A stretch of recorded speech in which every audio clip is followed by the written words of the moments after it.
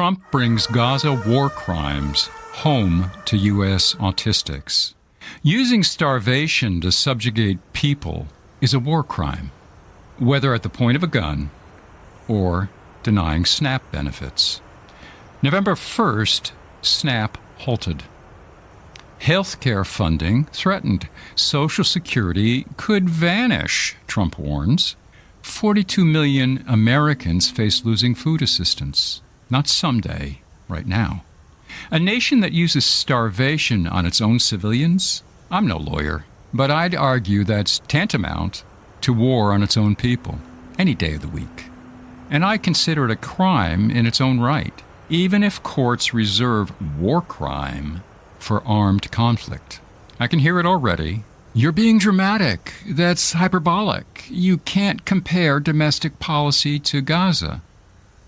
Watch me. Medieval siege techniques surround them and starve them out, whether it's Gaza or Indiana. What's actually happening?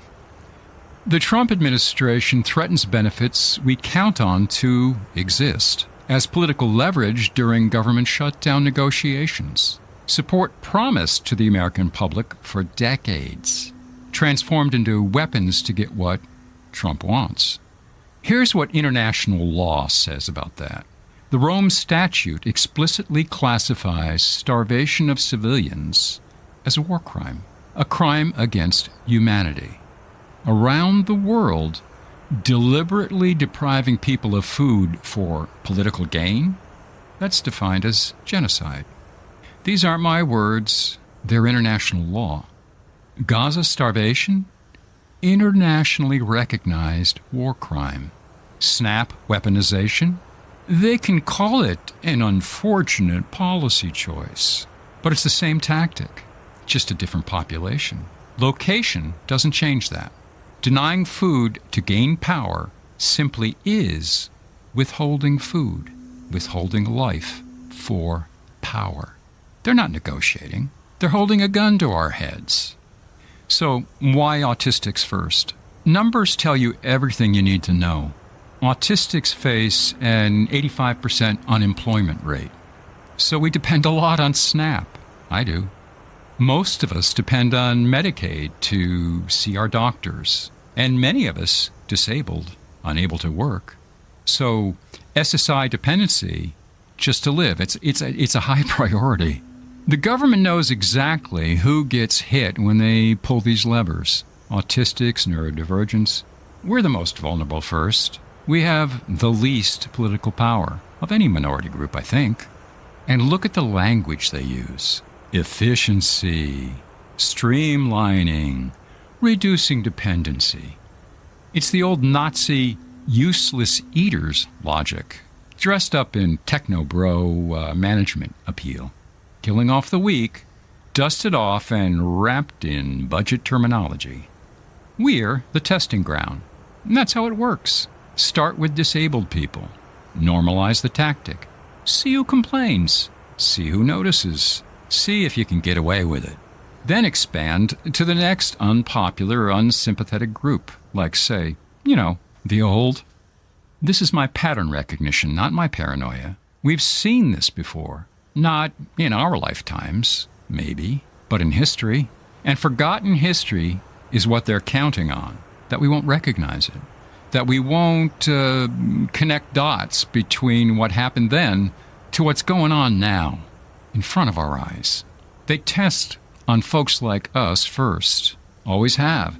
We're the canaries in the coal mine. We die first, and truth, we're already choking.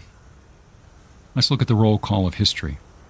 Want to know how I know this is a war crime? Because every failing empire does exactly this. Brings colonial violence home to its citizens. Every single one. The modern era gives us Britain. Brutal tactics perfected on the Irish became standard London cop methods. Violent crowd control tactics used in India, now used on British workers. Emergency power edicts developed in the colonies, now alien acts at home. Listen, I'm not leaving the U.S. off in the history. I just figure I'm pounding on them in the modern moment. We'll come back to them later. France took torture techniques from Algeria and brought them home for Paris riot control. The U.S. militarized policing in the Philippines. That gets deployed in Ferguson. Colonial violence always comes home when empire cracks. Go as far back as you like in history. The Ottoman Empire in its death throes. They used brutal tactics on Bedouins, Yemenis, Armenians, Greek, Assyrian genocides. And it starts with the problematic minorities. Always does. Ancient Rome, Egypt, you name it. Every single empire, when it falls, turns on its own. And it starts with the unpopular groups: Jews, immigrants, disabled people, the defective, the foreign, the unproductive. See if society lets you get away with it. Then repeat, then expand. Scholars call this the boomerang effect, sometimes internal colonialism. Black radical thought of the 60s identified this pattern first. Extraction, surveillance, militarized control, colonial logic applied right here at home. So every failing empire does it. Now it's our turn to live through it, if we can. Hey, look, quick aside. I'm losing my own benefits as we speak, medical, food assistance, rental. If this work matters to you, paid subscriptions keep me doing it. Not required. All the material's free. Just being real. Now, about that gaslighting. The gaslighting ends here. So when someone says, "You're being dramatic," no, I'm being historically accurate and a tad autistic. That's hyperbolic. The Rome Statute disagrees. I can read you the details. You can't compare domestic policy to war. Every empire in history already done that. They already made that comparison for me. We're not comparing tragedies.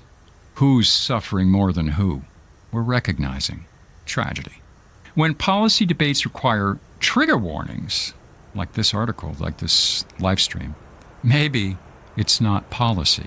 When negotiations threaten survival, maybe they're not negotiations. When efficiency means starvation, maybe it's not efficient. It's fucking violence. That need for trigger warnings says it's violence, not discourse. We're not being fragile. We're being informed.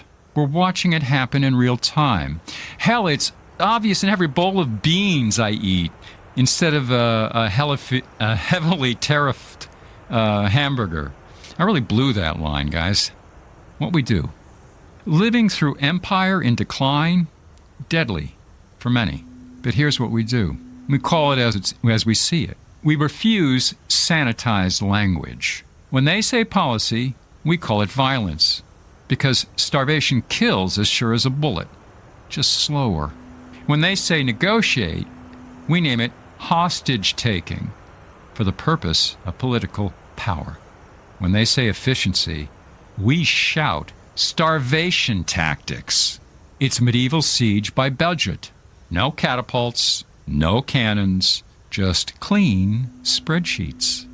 We document the pattern. We recognize what's really happening while it's happening.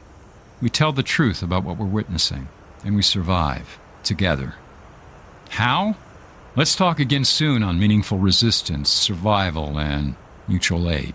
I'm nearly ready to share my thoughts next week in my next live stream. Here's the picture I want to leave you with. Trump brings Gaza war crimes home, not as a metaphor, as a moral diagnosis. Same tactics, similar intent, different location, same fucking outcome. Starvation is starvation. Siege is siege. Death is death. Even if the law reserves war crimes for battlefields and guys in uniform. Starting with autistics, starting with disabled people, starting with poor people, starting with anyone who needs to eat, and expanding from there. Because that's how it always works. That's not drama, not autistic overreaction, if I ever hear that again.